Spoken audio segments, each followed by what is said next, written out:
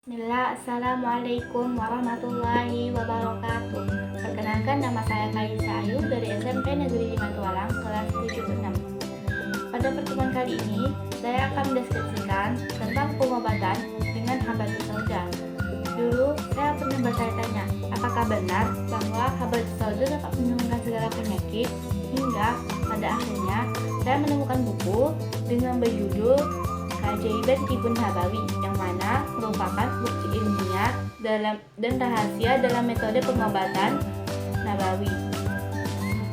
Yang mana salah satu jawaban dari pertanyaan saya tersebut ialah Bukhari meriwayatkan dari Aisyah radhiyallahu anha bahwa ia pernah mendengar Nabi SAW bersabda, "Inna hadhil habbatus sauda shifa'u min kulli da'in ila minasam." Qultu wa masamu qala al-maut, yang artinya sungguh dalam habatus sauda itu terdapat penyembuh segala penyakit kecuali asam. Saya bertanya, apakah asam itu? Beliau menjawab, kematian. Dan dalam hadis yang diriwayatkan Bukhari Muslim juga mengatakan, ma min da'in ila fil habbatis sauda minhu shifa'u illa sam. Tidak ada satupun penyakit kecuali obat yang terdapat pada habatus sauda, kecuali kematian. Baiklah, saya akan menjelaskan beberapa hasil penelitian ilmiah pada habatus sauda. Habatus sauda merupakan tumbuhan Nigella sativa yang mana termasuk ke dalam tumbuhan keluarga Kala. Habatus sauda banyak digunakan di negara-negara Timur Tengah dan Timur Jauh sebagai pengobatan alami. Dan pada tahun 1959 telah berhasil diproduksi ekstrak berupa minyak habatus sauda yang pertama kali oleh Dakhani dan kawan-kawannya. Biji habatus sauda mengandung 40% minyak takasiri, 1,4% minyak asiri, 15 jenis asam amino, protein, kalsium, besi, sodium, potasium.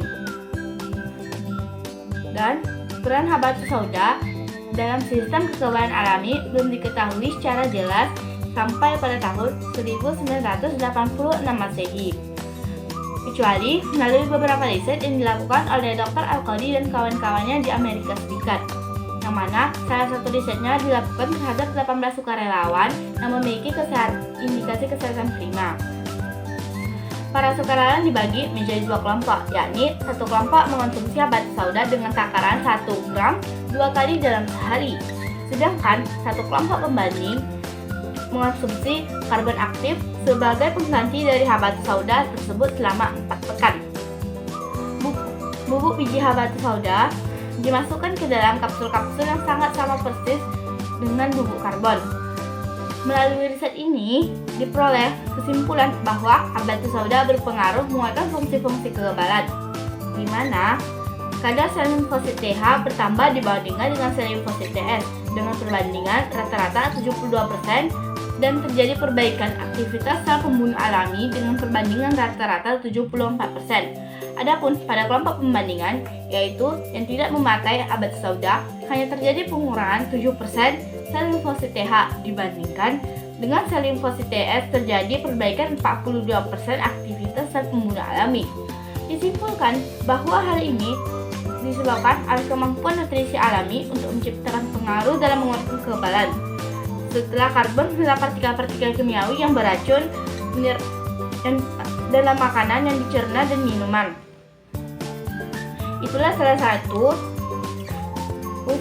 riset yang dilakukan oleh Dr. Al-Qadi dan kawan-kawannya. Dan dari itu kita bisa menegaskan bahwa di dalam habatus sauda terdapat penyembuh dari setiap penyakit karena ia memperbaiki dan menguatkan sistem-sistem kekebalan.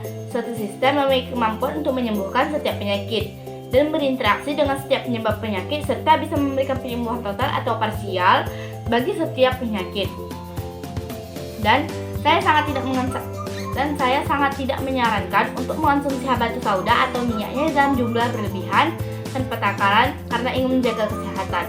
Sebab tindakan ini bisa menimbulkan akibat-akibat yang tidak terpuji. Jadi, pasien harus tahu takaran obat yang cocok untuk penyakitnya dan takaran maksimal yang bisa dikonsumsi setiap hari dan cara mengonsumsinya. serta harus tahu cara terbaik untuk memanfaatkannya. Apakah dikonsumsi secara tunggal atau diramu, dihancurkan atau utuh. Itu bisa dilakukan di bawah bimbingan seorang dokter yang berilmu dan berpengalaman. Sekian yang bisa saya sampaikan. Saya mohon maaf jika ada kekurangan karena saya masih dalam tahap belajar. Sekian, terima kasih. Wassalamualaikum warahmatullahi wabarakatuh.